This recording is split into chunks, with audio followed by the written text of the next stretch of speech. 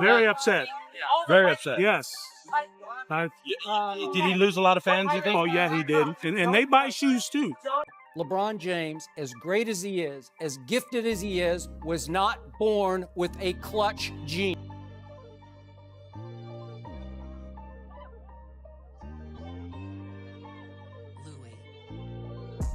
Hong Kong protesters are waving signs of him hugging Chinese cash. A Cleveland fan literally set himself on fire burning his jersey. Skip Bayless, he's tweeted about him over 10,000 times. I conclude with why I again feel very sorry for LeBron James. Mostly straight hate. Even a US senator accused him of pushing communist propaganda. Michael Jordan punched Steve Kerr, and they called it leadership. And in this video, we're going to speak about LeBron James and how he's a fake person. He's very fake, LeBron James. And he always tries to act a certain way, right? Or he talks a certain way and then acts a different way. This is LeBron James. Very fake. Kobe had Colorado, and they called it Mamba mentality. But LeBron James, he turned into the most hated athlete in American history, all for choosing where he wanted to work. What's your decision? In this fall, man, it's very tough. In this fall, I'm going to take my talents to South Beach and join the Miami Heat. Miami Heat. That was the conclusion you woke up with this morning. That was the conclusion I woke up with this morning. Over $500 million in NBA salary. First player to hit 40,000 points. And still millions wake up every morning hoping he fails. This is the story the media never tells you. I'm going to take my talents to South Beach. 9 little words, but they shook the NBA to its core. What I told you.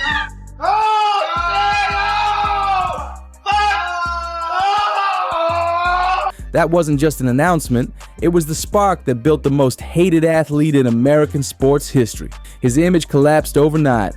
Don Meyer later admitted 60% of viewers believe that single choice permanently destroyed LeBron's image. It's time to live up to being a back-to-back MVP and the most talented player this game has ever seen. And this time, he wasn't even LeBron James. He was Alfred James. This was just pathetic. I mean, come on. I was rooting for Miami, and I wanted another commercial where LeBron says, like a good neighbor, State Farm is there with a clutch gene, because he doesn't have any clutch gene. We saw it. It was the all-time pathetic performance. He scores 2 late points on a...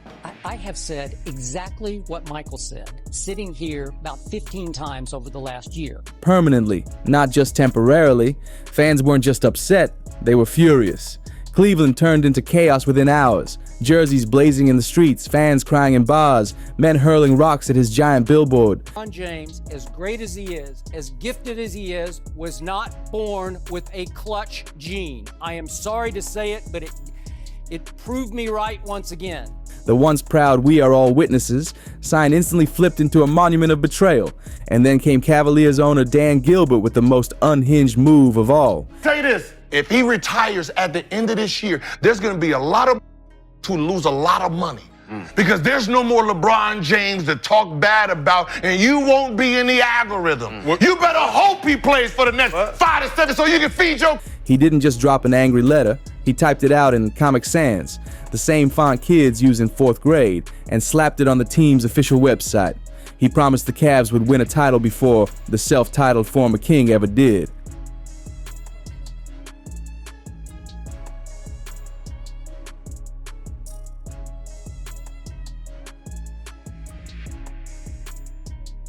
He labeled LeBron a coward, a betrayer, and swore the city was cursed because of him. Then came Skip Bayless, the man who turned LeBron hate into a full-time paycheck. 2011 Finals. Another chapter in sports history that leaves a sting. The difficult part for Cavs fans is that he left $30 million on the table to join Dwayne Wade and Chris Bosh. For a man who knows our sports history and has repeated it throughout his career with the Cavaliers, tonight's interview, it seemed like he was a bit oblivious to his own hometown, saying that he was hopeful that his true Cleveland fans would follow him to Miami. Game 4, LeBron drops just 8 points. Skip jumps on Twitter. LeBron choked again. Not clutch. Never will be. What happened in the Mavs series? We got outplayed and we got outcoached. Like, obviously LeBron struggled. Players struggle. And what sucked about it is because of everything that was talked about. But at the end of the day, me as a leader, Spo as a head coach, we got to do a better job to make sure that he's not struggling. But that little JJ Barea, nobody give him credit.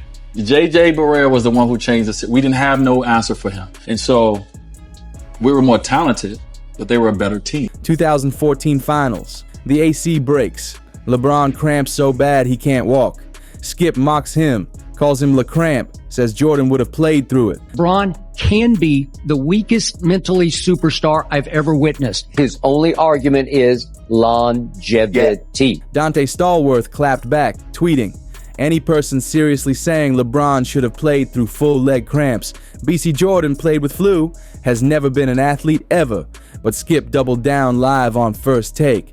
His words, LeBron lacks the clutch gene, he lacks the killer instinct. We all talk about this freedom of speech. Yes, we all do have freedom of speech, but at times there are ramifications for the negative that can happen when you're not thinking about others and you're only thinking about yourself. So I don't believe, I don't want to get into a word or sentence feud with Daryl Morey, but I believe he wasn't educated on the situation at hand. He lacks what Michael Jordan had. This about a man with 5 finals buzzer beaters and second all-time in clutch points with 2,439. But Skip built his whole career off trashing that legacy. Fast forward to 2022.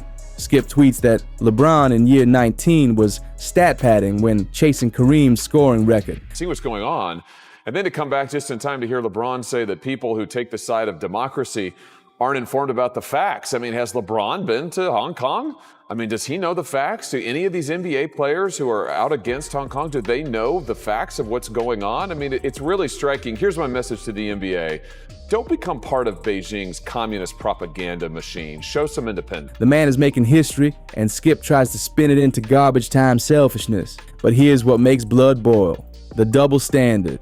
When KD bolted OKC for Golden State, no angry Comic Sans ran from ownership.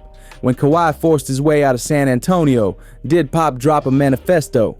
No way. But LeBron's free agency? They treated it like a war crime. Chris Broussard nailed it. The way LeBron James decided to go about his decision made people think he was arrogant. That and the fact he was leaving his hometown made many people turn on him. But wait, since when is taking control of your own career arrogance? Since when is a black man choosing his own path considered betrayal? Studies later pointed out what those jersey burn-ins really symbolized. White fans burning the success of a black athlete, fire in hand, just like the KKK's favorite tool of intimidation. One researcher said it clearly. Burning his jersey was like saying, Feud, if you had a flag, I'd burn that. I'm not. But since you don't, this is our flag and you'll never be part of it. And then came the moment haters prayed for. The 2011 NBA Finals. Dallas versus Miami. Game 4. The biggest game of LeBron's life. And he scored 8 points. Jason Terry outscored him. JJ Barea, 5 feet 10 inches, locked him down. Eddie House later admitted that first year in Miami, LeBron wasn't himself. He was weighed down by pressure, by the hate, by the villain role he was forced into.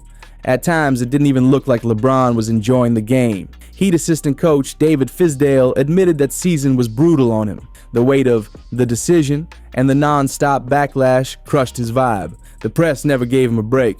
Negative stories always sell, and the media milked it dry. Just 3 days after losing the finals, ESPN dropped an article titled, "Does LeBron James Need a Sports Psychologist?"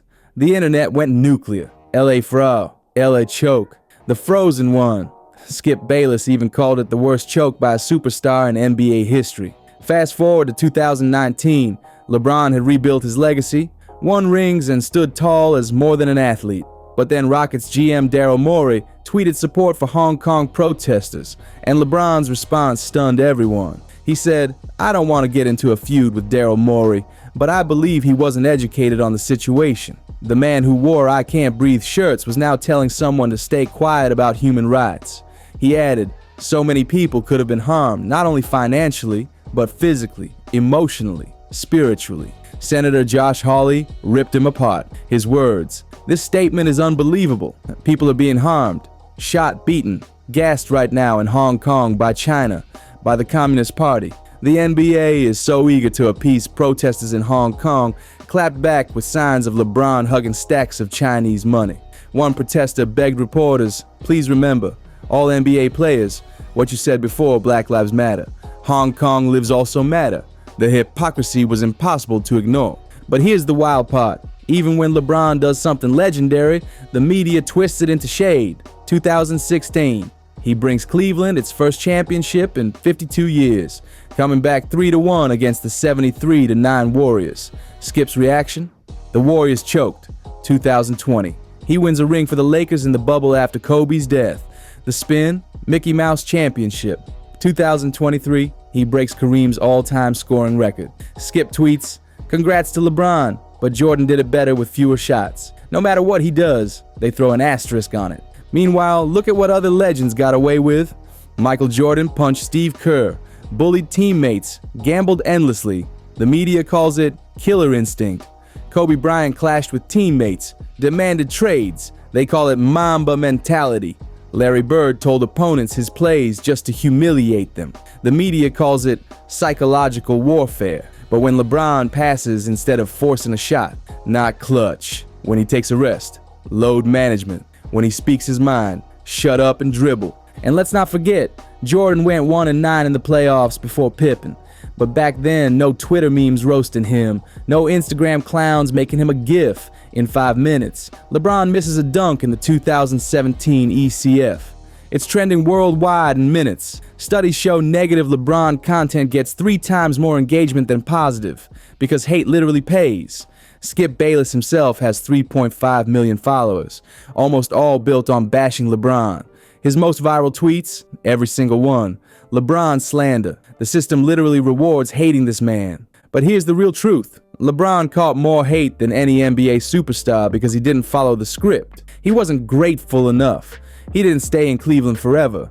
He wasn't Jordan, but also wasn't supposed to be too much like Jordan. He was told to speak out, but only when it didn't hurt business. To be great, but never remind people he was great. He formed super teams, just like Russell's Celtics, Magic's Lakers, and Jordan's Bulls during their dynasty years. He left Cleveland, so what? Jordan retired twice in his prime. Kobe demanded a trade. Kareem forced his way out of Milwaukee. But when LeBron moved, suddenly it was betrayal. They said he wasn't clutch, even though he has more playoff game winners than Jordan and Kobe combined. The uncomfortable truth is this. LeBron James is hated more than any NBA player because he's a black man who refused to stay in the lane they made for him. He took control of his career. He spoke his mind. He never apologized for his greatness. And in the end, he proved every single hater wrong. Cleveland got their championship on his terms. Miami got theirs too. The Lakers got theirs. Every single team he supposedly betrayed walked away with banners and memories. But the hate never let up, because it was never just about basketball. LeBron James has been slammed for being too passive and too aggressive, for leaving Cleveland and for coming back, for speaking out and for staying silent, for being too much like Jordan and not enough like Jordan. No athlete in history has ever faced standards this impossible. Nobody's greatness has been dissected, minimized, and ridiculed the way his has. And yet, at 39 years old, he's still out there cooking defenders, still stacking records, still forcing his haters to choke on every win. That's not just greatness, that's revenge. 4 rings, 4 MVPs, the all-time scoring king, and millions of haters who will never escape one cold truth. They spent years rooting against history, and history still walked away with the crown. Love him or hate him, you cannot ignore him. So what's your take? Drop it in the comments, smash that like button, and subscribe, because this story's far from over. See you on the next one.